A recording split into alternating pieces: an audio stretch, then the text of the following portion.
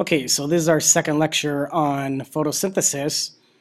We did look at leaf structure, talked a little bit about photosynthesis and chemosynthesis, and then we ended our discussion with the chloroplast, and we were talking about the two areas of the chloroplast, the stroma being the bulk volume where the carbon fixation reactions occur, and the thylakoids is where the light-dependent reaction occurs because it's within the thylakoids, those coin-shaped membranous sacs, where pigments are stored. So continuing on from there, we're going to look at light energy. So if we look at the, and if you could identify that leaf there, that would be great in the picture. But if we look at the typical leaf structure, there you have it. You can see carbon dioxide gas going in, oxygen gas coming out. You can see the stomata, you can see the plant vein, you can see in the mesophyll cell. And then if you expand that, you could look at the structure of a chloroplast, and then down there you could see an electron micrograph of a chloroplast at 1 micrometer.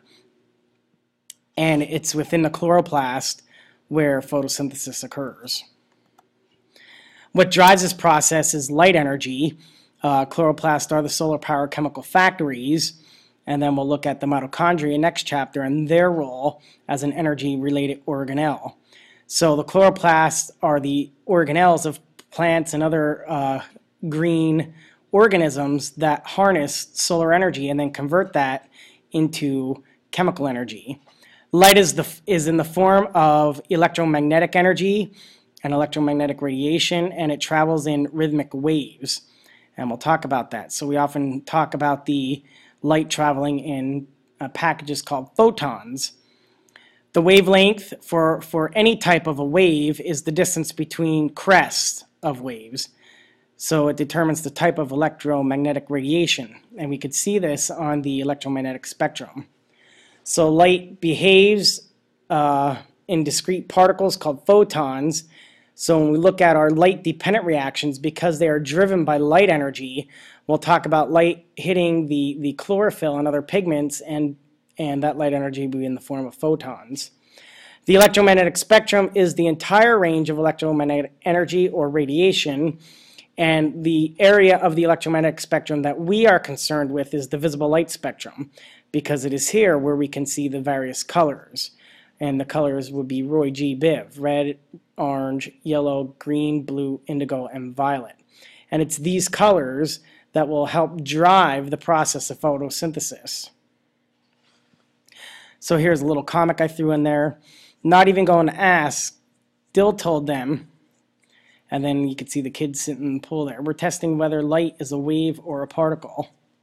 Maybe some of you did these type of experiments when you were younger. So here is a picture of the electromagnetic spectrum.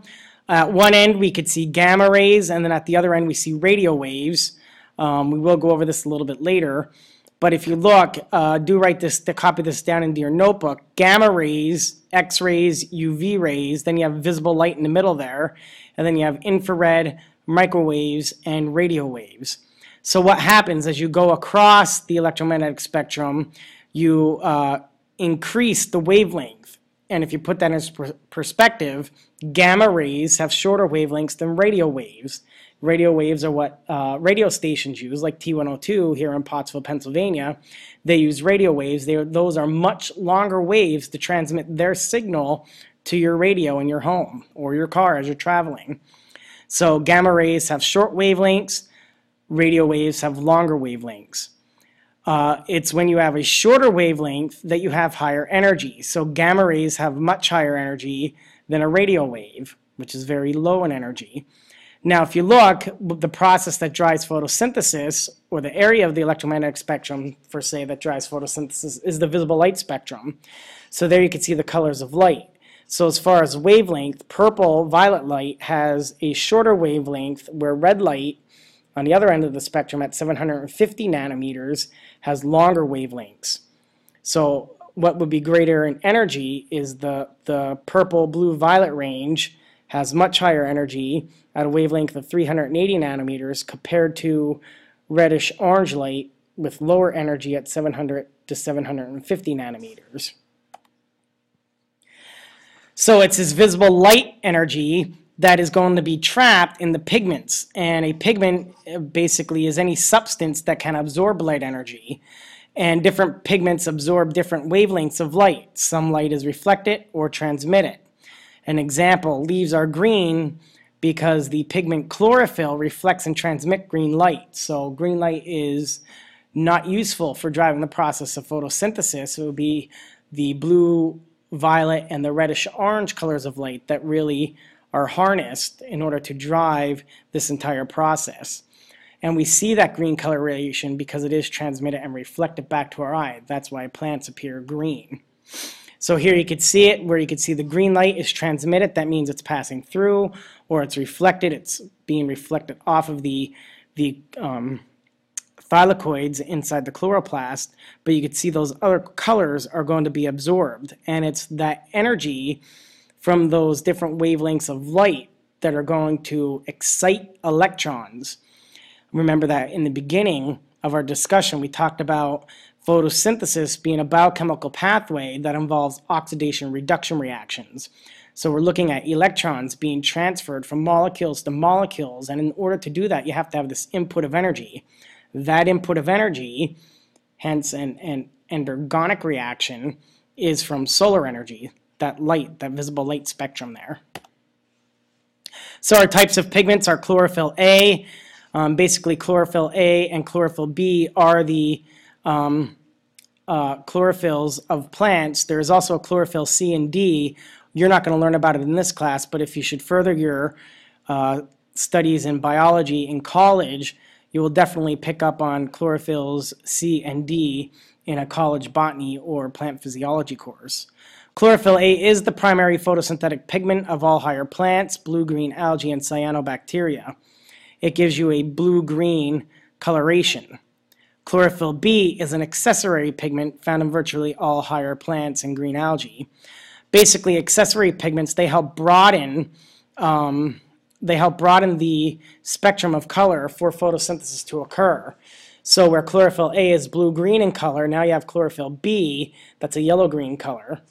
And then you have carotenoids. These are accessory pigments as well.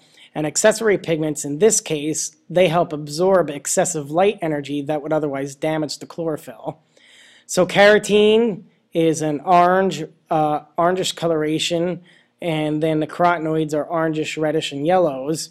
Carotenes are more orange. Think of carrots. Then you have xanthophylls. Those pigments are yellow. And then, not mentioned on the slide here, you have betalains. Those would be the purplish coloration. Often you find them in beets, so you can find them in your vegetable, the red beet.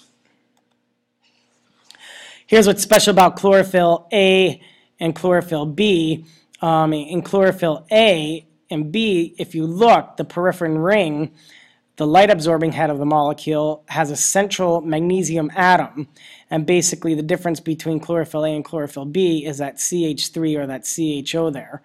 So that you have that peripherin ring with that magnesium center, and then on the other end you have that hydrocarbon tail, and that interacts with the hydrophobic regions of proteins inside the thylakoid membranes. And that would make sense because when you talk about the thylakoids and you have those thylakoid membranes, just like any biological membrane, you have that hydrophilic head and hydrophilic tail. So all biological membranes have those phospholipid components. So the hydrocarbon tail here interacts with the hydrophobic regions of proteins inside the thylakoids of the chloroplast. Hydrogen atoms not shown in this picture.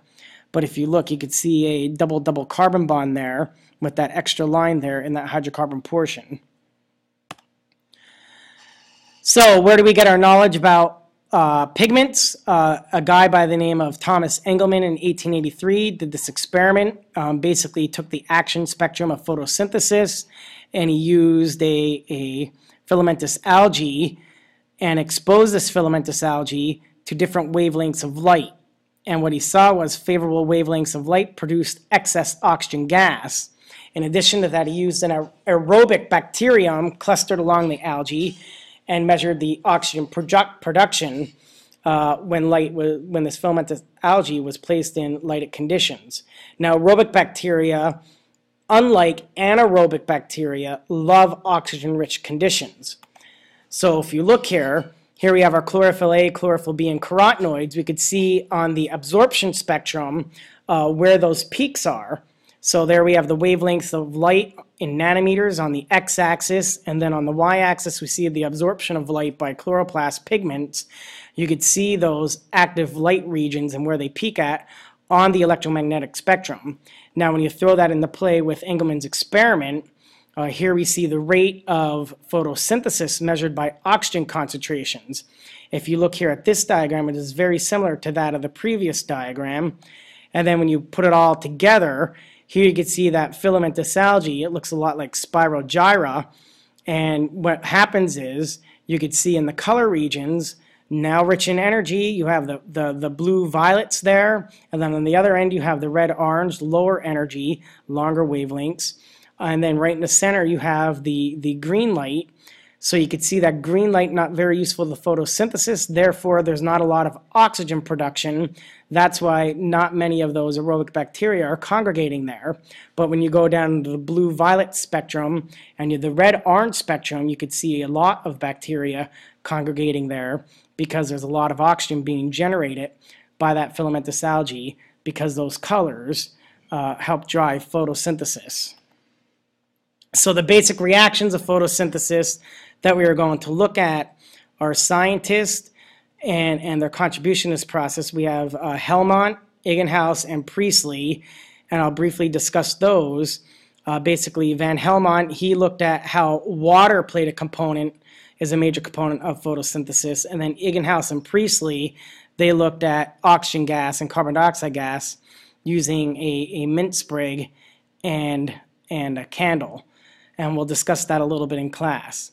So this is the equation that you need to remember for photosynthesis. It can be summarized by saying that it's 6 carbon dioxide molecules plus 6 water molecules and light energy that's going to drive this endergonic reaction to produce that sugar molecule, C6H12O6, and provide us with that oxygen gas. Remember, oxygen gas is a byproduct of photosynthesis and will be released by the plants in the atmosphere when the stomata are open. And then therefore that could relate to Engelmann's experiment because we saw that aerobic bacteria congregating around the filamentous algae at those parts of the electromagnetic spectrum that really provide a great source of energy for this entire process. Now as we get into these reaction types, remember that photosynthesis is a series, it's a biochemical pathway that involves a series of oxidation reduction reactions. And I would like you to read over these reactions before we discuss them in class. So you're going to read them beforehand, you're going to listen to the lecture, and then I'm going to give you handouts on these reactions in class. But I do encourage you to try and copy some of this down into your notebook as you watch the next set of slides that covers photosynthesis. So the reactions basically conclude with photosynthesis is a biochemical pathway involving a series of redox reactions. What's being oxidized initially is water. So water is going to be split and oxidized. So that means water is going to lose the electrons. That's why water is a necessary component for photosynthesis to occur. Carbon dioxide in the end is going to be reduced.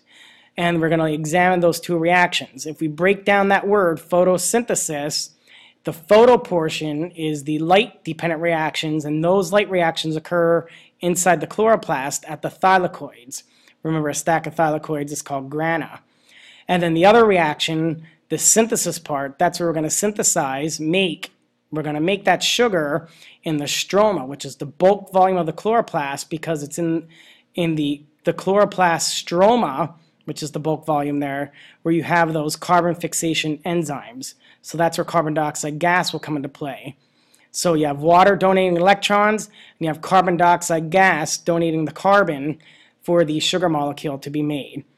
And that is our lecture for today. We are going to do a pigment lab in class, and then we'll get into our two very important parts of the reactions.